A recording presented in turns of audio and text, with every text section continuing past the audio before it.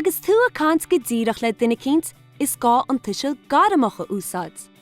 Breanam inis na rialacha a bhhaine le Ainmneacha fearr agus bán.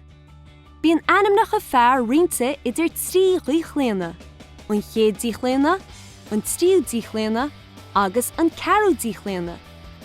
Cuireann tú séimhú Ainmneacha sa chéad díchléana agus déanann tú cuileú orú. Seán, a cheáin, cathal, a chathil. Cuireann tú séimhú más féidir na Ainmneachas na díchléantaí eile agus ní dhéanann tú orú be dheire an ocail. Christóir, a Christóir. Díormod, a díormod. Líam, a líam.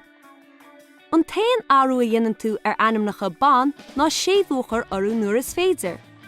Bríd, a bhríd. Siobhán, a thiobhán. Dínamid cleachta beag inis na rialacha seo. Chuir na Ainmneacha seo sa Tuiseal Gairmeach. Cormach, a chormic. Éimeán, a éimeán. Murad, a mhurad. Cuimhín, a chuimhín. Séamus, a héimeas. Sinad, a hinad. Brendan, a bhrendáin. Orla,